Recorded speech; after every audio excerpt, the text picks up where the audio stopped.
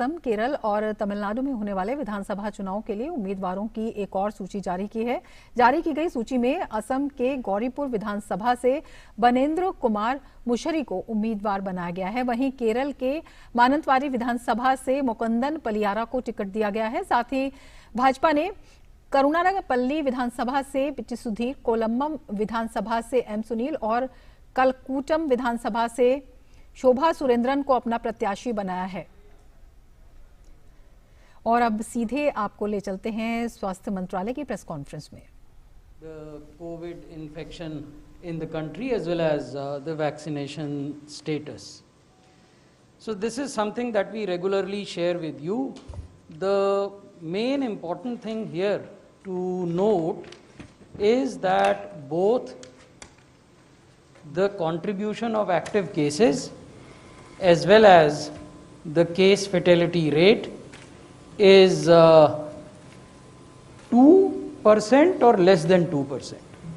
So this is significant because there are certain states in the country which are seeing a surge. देश के कुछ राज्यों में cases की बढ़ती हुई संख्या के बावजूद जो एक्टिव केसेस हैं वो अभी भी 2% हैं और जो मोर्टेलिटी रेट या मृत्यु दर है वो अभी भी 2% से कम है। ये महत्वपूर्ण तथ्य हम आपके समक्ष लाना चाहते थे। हम ये भी आपके समक्ष प्रस्तुत करना चाहते हैं कि जो पॉजिटिविटी की दर है, क्यूमुलेटिव पॉजिटिविटी रेट, वो 5% से कम हो गई है पूरे देश में। और पिछले एक सप्ताह की अगर पॉजिटिविटी की दर देखें तो वो लगभग 3% है। और ये बावजूद उन राज्यों के है जहां पॉजिटिविटी की दर 16% या 8% भी है। उसके बारे में भी हम जानकारी आपसे साझा करेंगे।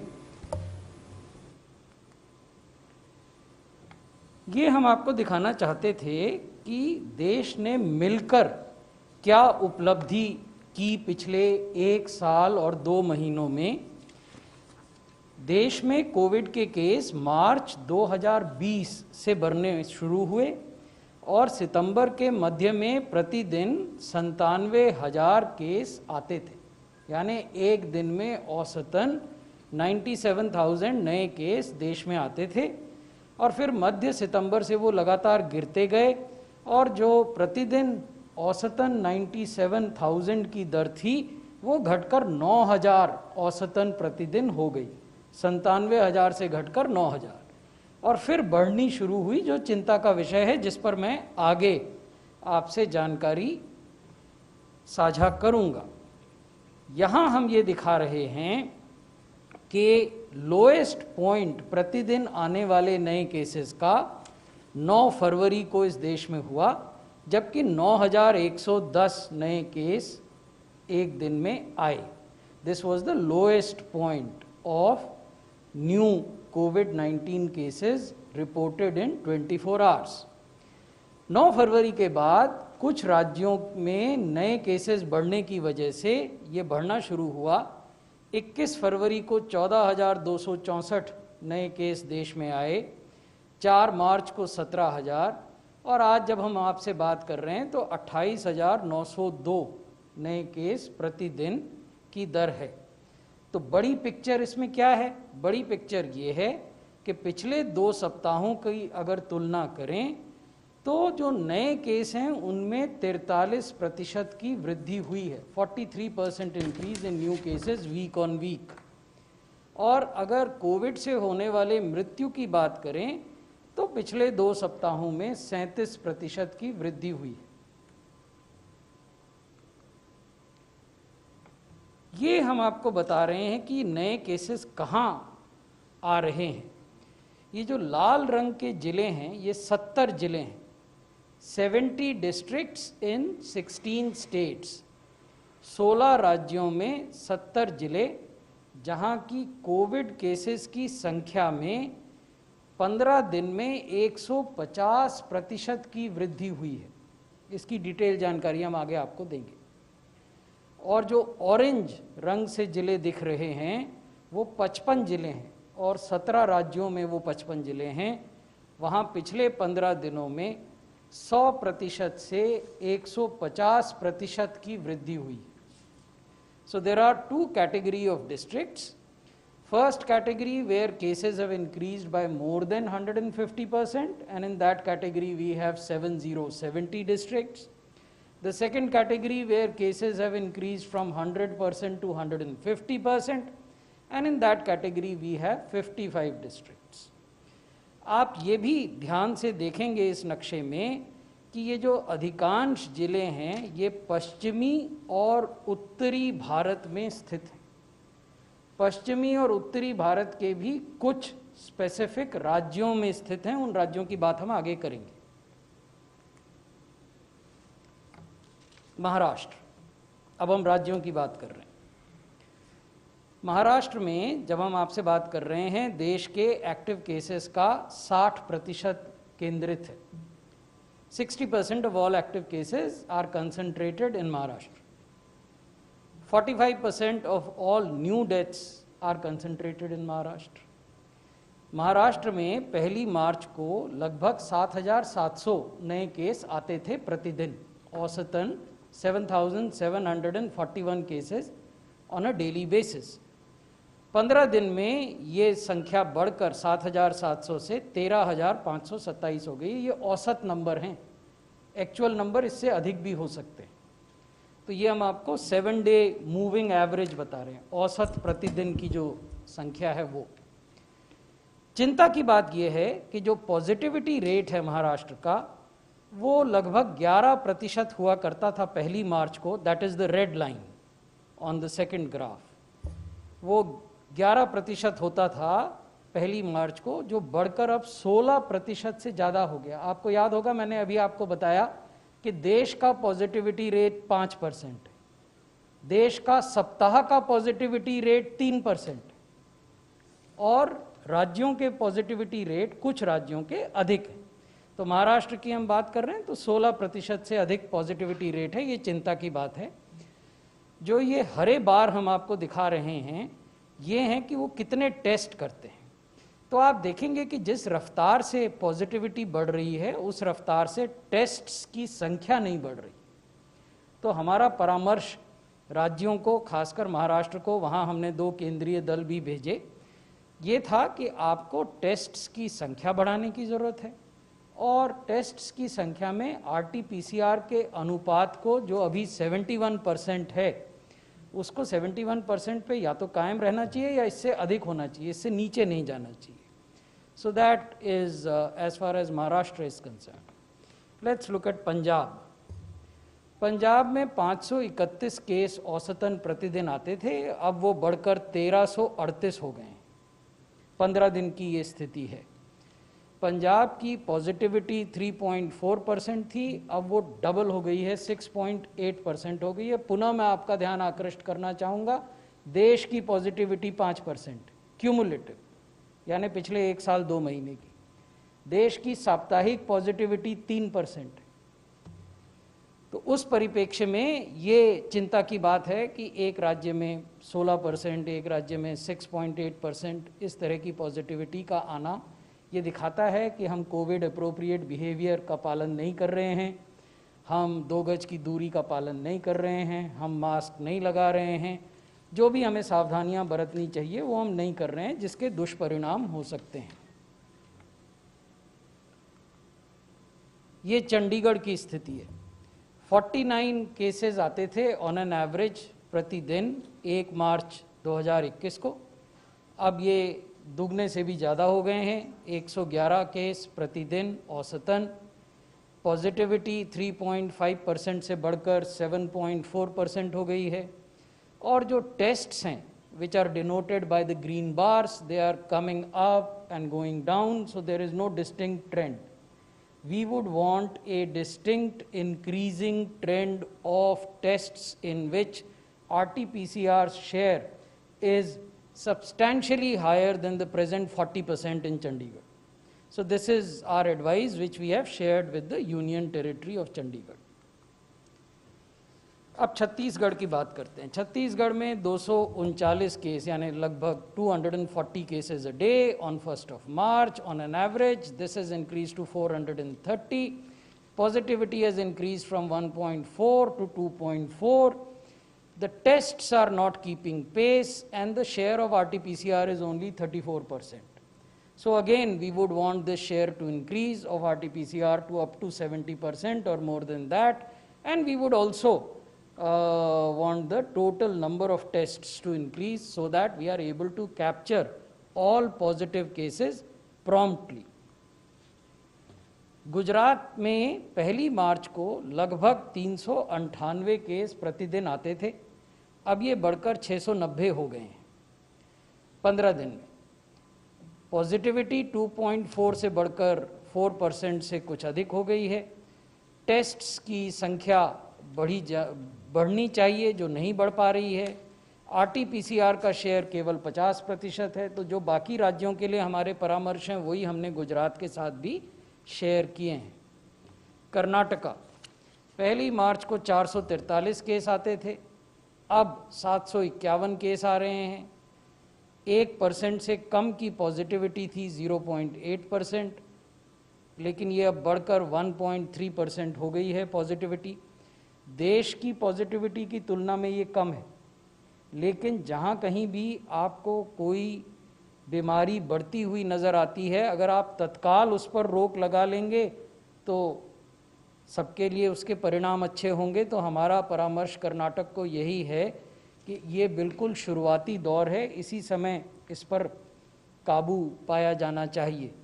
टेस्ट्स घट रहे हैं, उनको बढ़ाने की ज़रूरत है, लेकिन संतोष की बात यह है कि RT-PCR शेयर जो है वो 93% है, यानी कर्नाटक जो कुल टेस्ट करता है उसके 93% वो RT-PCR टेस्ट करते हैं। That is a good thing, but the absolute number of tests need to increase. Madhya Pradesh में 334 प्रतिदिन केस से बढ़कर 564 हो गया है। पॉजिटिविटी 3.1% से दुगनी से भी ज़्यादा 7.4% हो गई है, ये राष्ट्रीय औसत से भी अधिक है। टेस्ट्स घट रहे हैं, इनको बढ़ाने की ज़रूरत है। RT-PCR का शेयर 65% है, यानी बाकी सब रैपिड एंटीजन टेस्ट्स हैं, तो इनको भी RT-PCR टेस्ट्स को बढ़ाने की आवश्यकता है। राजस्थान में 113 केस आते थे, अब वो डबल हो गए हैं, 205 केस आ रहे हैं 15 दिन के अंदर ये हुआ है। पॉजिटिविटी 2% के लगभग थी, अब वो 2.8 यानी लगभग 3% के नज़दीक पहुंच रही है। टेस्ट्स आप देखेंगे लगातार घट रहे हैं, टेस्ट्स को बढ़ाने की आवश्यकता है। अच्छी बात यह है कि जितने भी टेस्ट वो करते हैं उसका 97% RT-PCR टेस्ट करते हैं। तो हमने राज्य को ये परामर्श दिया है कि टेस्ट्स की संख्या को बढ़ाएं, टेस्टिंग और ट्रैकिंग को बढ़ाएं, उसके बारे में हम आगे बात करेंगे। हरियाणा में 1 मार्च को 151 केस औसतन आते थे, अब वो बढ़कर 374 हो गए हैं। They have more than doubled. Positivity has increased from 1.2% to 3.3%. Tests have failed to keep pace with the increase in positivity. The good thing is that 93% of all tests are RT-PCR. Delhi 198 case, 200 से कम cases आने शुरू हो गए थे 1 मार्च को, अब वो बढ़ गए हैं। 371 औसत है, पिछले 24 घंटे में 400 से अधिक केस आए हैं दिल्ली में। पॉजिटिविटी अभी भी 1% से कम है, लेकिन 0.4 पहले हुआ करती थी, अब 0.6 हो गई है। RT-PCR का शेयर 64% है, इसको भी बढ़ाया जा सकता है। ओवरऑल टेस्ट का नंबर बढ़ाया जा सकता है, ये परामर्श हमने दिल्ली के साथ शेयर किया है। हिमाचल प्रदेश में 37 केस आते थे औसतन प्रतिदिन, अब 80 आ रहे हैं। पॉजिटिविटी उनकी 1% से कम थी, ये बढ़कर 2.3% हो गई है। टेस्ट्स उस अनुपात में नहीं बढ़ रहे हैं। RT-PCR का शेयर 50% है, तो ये जो RT-PCR शेयर है वो और जो टेस्ट्स हैं वो दोनों को बढ़ाने की आवश्यकता है। आंध्र प्रदेश में 88 से बढ़कर 167 मामले अब प्रतिदिन आते हैं और पॉजिटिविटी 0.5% से बढ़कर 0.6% हो गई है। ये 70 जिले हैं जो कि कंसर्न का कारण है, चिंता का विषय है। पंजाब में रोपड़ में केसेस की संख्या 256% बढ़ी है, 256% increase in cases in one district. Amritsar में 123% बढ़ी है, मोगा में 100% केसेस बढ़े हैं, हरियाणा के यमुनानगर में 300% केसेस बढ़े हैं, करनाल में 245% बढ़े हैं, फरीदाबाद में 225% बढ़े हैं, हिमाचल के सिरमौर में 367, लेकिन वहाँ बेस ही बहुत कम था, तो इसलिए even a small increase will magnify in terms of percentages.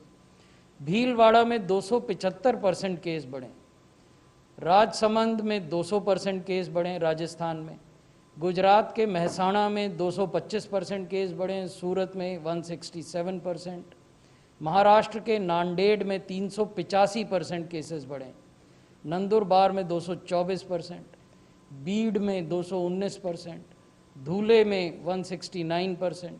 तो ये जिले हैं जहां हमने राज्यों को ये परामर्श दिया है कि यहाँ जो वैक्सीनेशन की प्रक्रिया है उसको अधिक टारगेटेड, अधिक फोकस्ड बनाया जा सकता है। और जो भारत सरकार ने प्रायोरिटीज़ फिक्स की हैं, 60 साल से ऊपर के लोग, 45 साल से ऊपर के कोमॉर्बिड लोग, health care worker, front line worker, उनको इन जिलों में टारगेटेड अप्रोच में 100% कवरेज किया जाना चाहिए वैक्सीनेशन से। वैक्सीनेशन की स्थिति है कि 3,51,00,000 डोजेज हम देश में एडमिनिस्टर कर चुके हैं। इन 3,51,00,000 डोजेज में से 1,38,00,000 डोजेज 60 साल से ऊपर के लोगों को और 45 से 59 साल के लोगों को मिली हैं। बाकी डिटेल हमने आपको हेल्थ केयर वर्कर्स और फ्रंटलाइन वर्कर्स का पहली और दूसरी डोज का भी दिया है। ये एक महत्वपूर्ण तस्वीर है जो हम आपको दिखाना चाहते थे। देश भर में 50,000 से ज़्यादा सरकारी अस्पताल और प्राइवेट अस्पताल कोविड वैक्सीनेशन सेंटर के रूप में काम कर रहे हैं। हमने प्रत्येक अस्पताल को जियो रेफरेंस किया है, यानी हर अस्पताल का लैटिट्यूड और लॉन्गिट्यूड नक्शों पर मैप किया है और ये उनका स्प्रेड है। Each green dot denotes a COVID vaccination center. This map also gives you an idea of where there is concentration of COVID vaccination centers and where there are geographical gaps. These maps have further been disaggregated at the state level and shared with the states so that they can do more effective planning. अब vaccine doses के administration की बात करते हैं। ये global picture है 15 तारीख, ये 2 दिन पुरानी पिक्चर है, क्योंकि जिस वेबसाइट से हमने इसको लिया है आवर वर्ल्ड इन डाटा, वो 15 तारीख तक के ही आंकड़े आज सुबह दिखा रहे हैं। अगर उसको देखें तो अमेरिका ने, जिन्होंने 14 दिसंबर से अपना टीकाकरण का अभियान शुरू किया, यानी 90 दिन पहले जिन्होंने टीकाकरण अभियान शुरू किया, उन्होंने 10 करोड़ डोजेज लोगों को दी हैं। भारत ने 60 दिन पहले शुरू किया, यानी 30 दिन का अंतर है अमेरिका और हमारे बीच में। हमने 60 दिन में 3,29,00,000 लोगों डोजेज एडमिनिस्टर की थी 15 मार्च तक। मैंने पहले आपको बताया ये 15 मार्च के आंकड़े हैं। यूनाइटेड किंगडम, जिन्होंने 98 दिन पहले ये काम शुरू किया, much before USA and much before us, 98 days ago, they have managed to administer 2,60,00,000 doses, यानी हम यूके से ज़्यादा डोजेज दे चुके हैं उनसे बहुत कम समय में। और बाकी राज्य देशों के आंकड़े हमने आपको दिए हैं। Brazil, Turkey, Israel, Germany, Russia, France, Italy, Spain, सब हमसे कहीं पीछे हैं वैक्सीन डोज एडमिनिस्टर करने में। एक और तथ्य हम आपके संज्ञान में लाना चाहते हैं। We want to bring another fact to your notice. 15 मार्च को विश्व भर में 8.34 मिलियन डोजेज एडमिनिस्टर हुई। दुनिया के सारे देश मिलकर उन्होंने 15 मार्च को 8 मिलियन डोजेज एडमिनिस्टर की। उसमें जो भारत का हिस्सा था वो 3.04 मिलियन था, यानी दुनिया भर में उस दिन जितनी डोज लगाई गई उसका 36% भारत में लगाया गया। The speediest acceleration of COVID doses in any country has been seen in India. यहाँ हम आपको ये दिखाना चाहते हैं कि राज्यों की क्या स्थिति है। औसत डोज प्रतिदिन कौन राज्य कितना एडमिनिस्टर कर रहा है। जो राज्य चिंता का विषय हैं वो हैं छत्तीसगढ़, वो एक दिन में लगभग 40,000 डोज एडमिनिस्टर करते हैं। आंध्र प्रदेश वो लगभग 35,000 या 36,000 मान लीजिए करते हैं। दिल्ली 28,000 डोज करते हैं एक दिन में। हरियाणा 28,000 करते हैं। पंजाब 14,000 करते हैं। पॉजिटिविटी रेट भी पंजाब में बहुत ऊपर है। हिमाचल प्रदेश 9,000 डोज करते हैं। जो राज्य अच्छा कर रहे हैं औसत डोज एडमिनिस्टर्ड पर डे के पैरामीटर पर, वो है राजस्थान, एक दिन में 1,52,000 डोज। महाराष्ट्र 1,38,000। गुजरात 1,21,000। मध्य प्रदेश 61,000। कर्नाटका 54,000। हमारा राज्यों को ये कहना है कि भारत सरकार ने एक लिबरल प्रक्रिया अपनाई है। लिबरल इस मायने में कि किसी भी प्राइवेट अस्पताल का उपयोग कोविड वैक्सीनेशन सेंटर के रूप में किया जा सकता है अगर वो 4 मापदंडों को फुलफिल करता हो। कोई अस्पताल 24 घंटे वैक्सीनेशन कर सकता है अगर उसके पास ये सुविधा हो। ऑन साइट रजिस्ट्रेशन हो सकते हैं, एडवांस रजिस्ट्रेशन हो सकते हैं, फैसिलिटेटेड कोहोर्ट रजिस्ट्रेशन हो सकते हैं। तो इतनी फ्लेक्सिबिलिटी देने के बाद हमारी राज्यों से अपेक्षा ये है कि टीकाकरण की गति को और टीकाकरण के कवरेज को दोनों को बढ़ाने का प्रयास होना चाहिए। अब वैक्सीन वेस्टेज की बात करते हैं। अभी तक जो देश का औसत है वैक्सीन वेस्टेज का वो 6.5% है, लेकिन अनेक राज्य ऐसे हैं जो 6.5 से भी अधिक वेस्टेज कर रहे हैं। तेलंगाना में 17% से ज़्यादा वैक्सीन वेस्टेज है, आंध्रा में 11% से ज़्यादा है, उत्तर प्रदेश में 9% है, कर्नाटक में 6% से ज़्यादा है, जम्मू कश्मीर में 6.6 है। लेकिन कुछ छोटे राज्य हैं जिनसे हम सब सीख सकते हैं। हिमाचल प्रदेश में वेस्टेज 1.4% है, उत्तराखंड में वेस्टेज 1.6, त्रिपुरा में wastage 2.2। So this is the important message that we have shared with the states. Vaccines are invaluable commodities. Vaccines are public health goods. Therefore, vaccines have to be optimally utilized. Vaccine wastage has to be drastically reduced. Any reduction in wastage means that you end up inoculating more people, and therefore the chances of disrupting the chain of infection grow that much more. So that is the advice that we have shared with the states. हमने states के साथ और क्या अपेक्षाएं रखी हैं। हम states को बार बार कह रहे हैं, पर्टिकुलरली उन 12 राज्यों को जिनका मैंने आपसे जानकारी साझा की, कि वो कोविड अप्रोप्रिएट बिहेवियर पर फोकस करें, क्लिनिकल मैनेजमेंट पर फोकस करें, मास्क पहने, फिजिकल डिस्टेंसिंग, 2 गज की दूरी, हैंड हाइजीन, ऐसे सभी स्थान जहाँ की भीड़ भाड़ होती है वहाँ कोविड अप्रोप्रिएट बिहेवियर अपनाया जाए। ऐसे ज़िले जहाँ ज़्यादा डेथ रिपोर्ट हो रही हैं वहाँ क्लिनिकल मैनेजमेंट पर ध्यान दिया जाए। अनेक स्तरों पर व्यापक विमर्श के बाद डोमेन नॉलेज एक्सपर्ट्स ने नेशनल क्लिनिकल मैनेजमेंट प्रोटोकॉल बनाया है, जिसको हमने राज्यों से 1 साल के पहले शेयर किया था, और समय समय पर इसमें रिफाइनमेंट होते हैं। हमारे वेबसाइट पर ये है, इसका पालना होना चाहिए। हमने राज्यों को ये भी अनुरोध किया है कि we must do more of the same, but we must do more of the same in a efficient manner. What is this more of the same? It is testing, tracking and treatment. Now that we have vaccines, it is also vaccinate. So we are saying that increase the number of tests, increase the proportion of RT-PCR tests to a minimum of 70%, ensure that all close contacts of any positive person is traced, isolated and tested in the first 3 days. Close contacts का अर्थ केवल मेरे परिवार के लोग नहीं हैं, मेरे मित्र, मेरे दोस्त, मेरे दफ्तर में काम करने वाले, जिस दुकान में जाकर मैं सब्जी या फल खरीदता हूँ या कुछ अन्य आदान प्रदान करता हूँ, अखबार वाला या कोई और वेंडर, तो ये सब मेरे क्लोज कॉन्टैक्ट्स में आते हैं।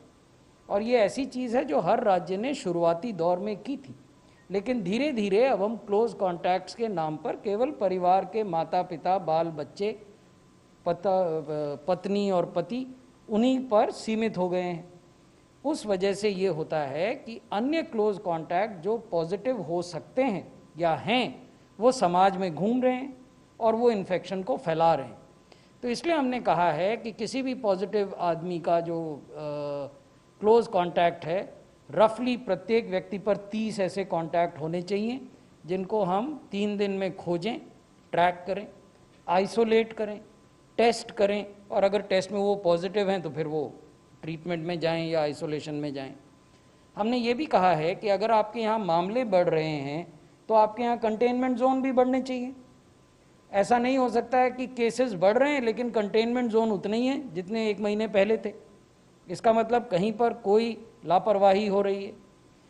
हमने ये भी बोला है कि जिन जिलों में ज़्यादा मामले आ रहे हैं वहाँ पे प्रायोरिटी वैक्सीनेशन उन ग्रुप्स का होना चाहिए जिनके बारे में भारत सरकार ने निर्देश दिए हैं। बहुत बहुत धन्यवाद।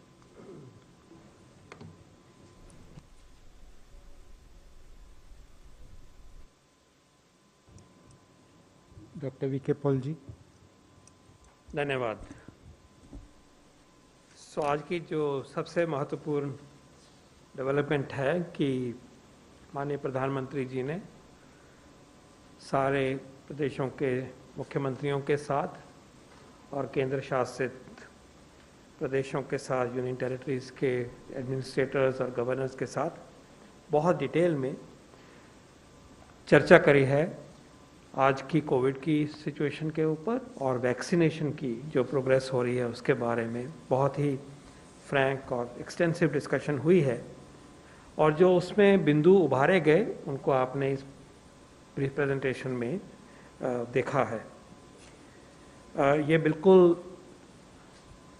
सही बात है कि जब केसेस बढ़ रहे हैं और कई ज़िलों में 150% से भी ज़्यादा बढ़ रहे हैं, 70 ज़िलों में 1 मार्च से लेके अभी तक अगर हम देखें तो एक सिग्निफिकेंट सिचुएशन इमर्ज हो रही है जो कि नीचे आती हुई पैंडेमिक जब ऊपर की तरफ जाए तो वो जब सामने दिखाई दे रही है, it is a matter of serious concern. और उसी को आज इस बड़ी मीटिंग में डिस्कस किया गया। और जो स्पेसिफिक इश्यूज हैं किसी स्टेट में और कुछ जनरल इश्यूज हैं उनके बारे में अभी आपने सेक्रेटरी साहब से सुना। ओवरऑल माननीय प्रधानमंत्री जी का जो मैसेज रहा, जो उनकी गाइडेंस हमें मिली है, स्टेट गवर्नमेंट्स को मिली है, देश को मिली है, वो ये है कि हमें ये जो इमर्जिंग सेकेंड पीक है, अगर हम देखें कि ऐसे आ रहा था इस तरफ जा रही है, जो उभरती हुई सेकेंड पीक कह सकते हैं जिसको, उसको हमें पूरे जोश के साथ, समझदारी के साथ और कॉन्फिडेंस के साथ एड्रेस करना होगा। पैनिक नहीं करना है। हमारे पास कॉन्फिडेंस है, उन्होंने कहा कि जैसे हमने पहले अपने देश को पेंडेमिक से बचाया, हमें कॉन्फिडेंस है, हमारे पास टूल्स हैं उसको बचाने के। लेकिन अब वक्त आ गया है कि उन सब टूल्स को इस्तेमाल करके जुड़ के इस सिचुएशन में काबू पाया जाए और सब मिलके इस काम को करें। ये उनका मेन मैसेज है। जो उन्होंने स्पेसिफिक बिंदु बताए, मैं चाहूँगा कि हम उनको दोबारा उद्धृत करूँ मैं इस मौके का इस्तेमाल करते हुए, जो कि पीआईबी की जो प्रेस स्टेटमेंट है उसमें भी चिन्हित है। सबसे पहले उन्होंने जो chains of transmission of virus के लिए जो हमें एक्शन लेना है उसको उन्होंने बहुत ही साफ तरीके से जोर दे के एम्फेसाइज किया है। क्लियरली उन्होंने उस डायरेक्शन में हमें ज़्यादा मेहनत करने के लिए उन्होंने हमें आह्वान किया है। उसमें 3 बिंदु आते हैं। सबसे पहले कि हम जो टेस्ट, ट्रैक और ट्रीट की जो हमारी बहुत इम्पॉर्टेंट अप्रोच रही है, जिसकी वजह से देश ने अब इस पैंडेमिक को काबू किया, उसको हम दोबारा री एनर्जाइज करें। और उसके अंदर RT-PCR का जो रोल है, हर जिले पे, हर स्तर पे 70% से ज़्यादा होना चाहिए और हो सके तो 90% से भी ज़्यादा होना चाहिए। हम उस स्टेज में हैं इस डिज़ीज़ में जब हमारे पास RT-PCR की क्षमता में कोई कमी नहीं है, और हम ये भी जानते हैं कि RT-PCR के द्वारा ही जब हम पैंडेमिक को कंट्रोल करते हैं तो केसेस और कॉन्टैक्ट्स काबू में आते हैं। तो उन्होंने एक टेक्निकल बिंदु के ऊपर एम्फेसाइज किया है, हम सबको आदेश दिया है कि आप RT-PCR की तरफ अपना पूरा ध्यान दीजिए। इसके अलावा उन्होंने ये कहा है कि कॉन्टैक्ट ट्रेसिंग होनी चाहिए, आइसोलेशन होनी चाहिए, और जो ऑप्टिमम पॉजिटिविटी हो, जो कि 5% से कम है, optimum is less than 5%, well below 5%, और जब हम अच्छा काम कर रहे थे तो ये इट वॉज वेल बिलो 2% सारे देश में। उसको मेंटेन करिए। और जहां हम देख रहे हैं कि 7% है, 10 है, 14 है, 15 तक भी होगी, उससे भी ज्यादा होगी कुछ जिलों में, उसको चिन्हित करके हमें कहा गया है कि टेस्टिंग को ऑप्टिमाइज करिए और टेस्टिंग में RT-PCR की रेशो को ठीक रखिए और माइक्रो कंटेनमेंट जोन्स बनाइए जहां की केसेस का क्लस्टरिंग हो रहा है, कॉन्टैक्ट्स को क्वारंटाइन करवाइए, केसेस को आइसोलेट करिए। तो ये जो एपिडेमियोलॉजिकल अप्रोच है, जो साइंस बेस्ड एपिडेमियोलॉजिकल अप्रोच है कंटेनमेंट एंड सर्वेलेंस स्ट्रैटेजी की, उन्होंने अपने शब्दों में इसको पूरे जोर दे के चिन्हित किया है। और जैसा आपको याद होगा, इस मंच से बहुत बारी ये बात कही गई है कि इसी काम करने से बाकी काम पेंडेमिक कंट्रोल के शुरू होते हैं। टेस्ट ही नहीं करेंगे तो ना कोई केस दिखाई दे रहा है, ना ही कोई हम पेंडेमिक कंट्रोल करने का एफर्ट कर सकते हैं, क्योंकि हमें पता ही नहीं कौन पॉजिटिव है और कौन उसके कॉन्टैक्ट्स हैं। तो ये बात उन्होंने बहुत जोर देके देश को बताया। दूसरी बात उन्होंने ये कही है कि जैसा रूप हमें पेंडेमिक का दिखाई दे रहा है, अब वो महामारी इस more so in the tier 2 and tier 3 cities. The earlier phase was much more intense in bigger cities, metro cities, capital cities and so on. But now it seems कि ये ज़्यादा जो है tier 2, tier 3 cities में है और हमारे जो ग्रामीण क्षेत्र हैं उनके और नज़दीक हो गई है। तो उनकी हमें जो गाइडेंस उनसे मिली है, उन्होंने कहा है कि टेस्टिंग की फैसिलिटी, क्लिनिकल केयर की फैसिलिटी अब हमें इन छोटे शहरों में भी पूरी तरह से स्ट्रेंथन करनी होगी। RT-PCR बहुत दूर नहीं हो सकता, क्योंकि एक्शन जो है वो अब हम tier 2, tier 3 सिटीज़ पे पहुंच गए हैं और हमें ये लेके चलना है कि हमने अपने ग्रामीण प्रदेशों को बचा के रखना है। तो उन्होंने स्पेसिफिकली आगे कहा है कि हमारा जो रेफरल सिस्टम है और हमारा जो एम्बुलेंस का नेटवर्क है उसमें और उसको और स्ट्रेंथन किया जाए, उसमें और एनर्जी डाली जाए, उसकी अच्छी प्लानिंग और की जाए, क्योंकि हम अब उन जगहों पे हैं इस पैंडेमिक के महामारी के सिचुएशन में जो कि मेन सेंटर से शायद दूर हो गया। ये उनका दूसरा पॉइंट उन्होंने एम्फेसाइज किया। तीसरी बात उन्होंने ये कही है कि क्योंकि अब ट्रैवल हो रहा है, इकॉनमी चल रही है, आदान प्रदान हो रहा है, तो जो ट्रैवल करते हैं अगर वो पॉजिटिव हैं और उनके कॉन्टैक्ट्स 3 दिन पहले किसी और जगह पे थे, तो इसका इंफॉर्मेशन एक्सचेंज होना चाहिए, एक दूसरे को पता होना चाहिए कि जहाँ ट्रैकिंग ट्रेसिंग करेंगे तो अगर दूसरे प्रदेश में भी, दूसरे ज़िले में भी, तीसरे प्रदेश में दूर भी जाते हैं तो ऐसा सिस्टम हो। ये जिम्मेवारी हेल्थ सिस्टम के ऊपर डाली उन्होंने, जो बाहर के ट्रैवलर्स भी आए जो कहाँ जा रहे हैं, ऐसा सिस्टम होना चाहिए कि हमारी जो टेस्ट ट्रैक की जो स्ट्रैटेजी है और ट्रीट की स्ट्रैटेजी है उसमें इस तरह से जो व्यक्ति संक्रमित हो रहे हैं, ट्रैवलिंग में हो रहे हैं, ट्रैवलिंग की वजह से हो रहे हैं, उनको उसका सिस्टम जो है वो हम SOP उसको स्ट्रेंथन करें।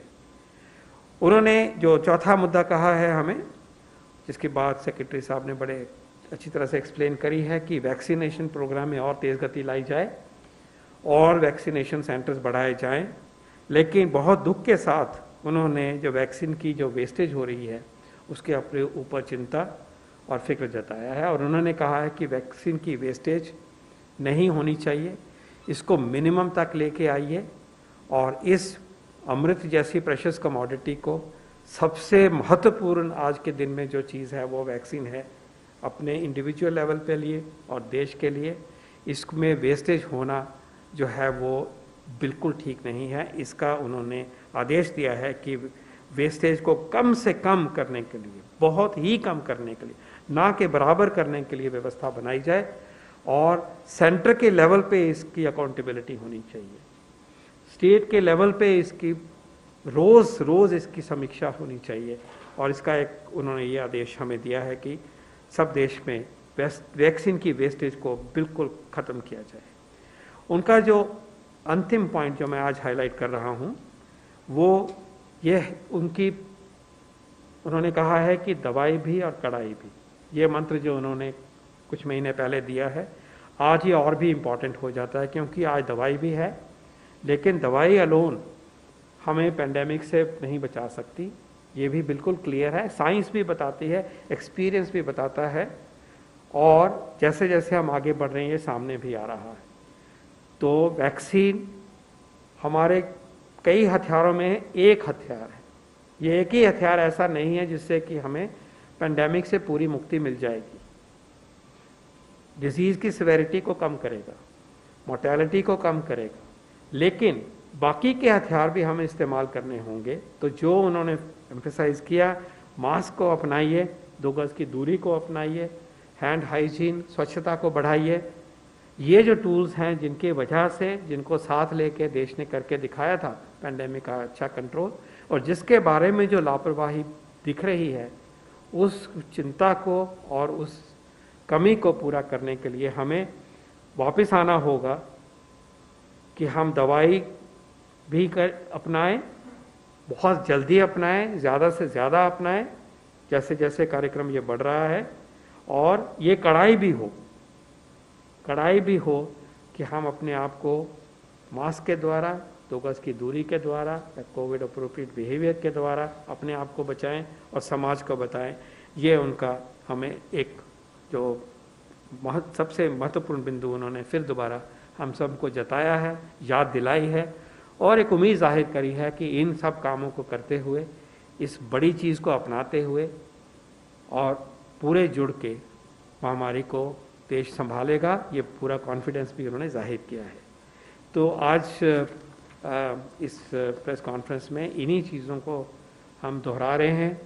सरकार की तरफ से माननीय प्रधानमंत्री जी के आदेश के जो दिया है, गाइडेंस दी है, उसको हम एम्फेसाइज करते हैं। धन्यवाद। Thank you, sir. Now we'll take some questions. Number 14. Sir, ब्रह्म प्रकाश हूँ जी न्यूज़ से। मेरा सवाल ये है कि हम विदेशों को वैक्सीन दे रहे हैं, लेकिन आज बंगाल की मुख्यमंत्री ने कहा है कि पर्याप्त वैक्सीन केंद्र नहीं दे रहा है। तो क्या देश में वैक्सीन की कमी है या केंद्र दे नहीं रहा है बंगाल को वैक्सीन, और कितनी डोजेज अभी तक दी हैं, क्या डिटेल है सर? Thank you.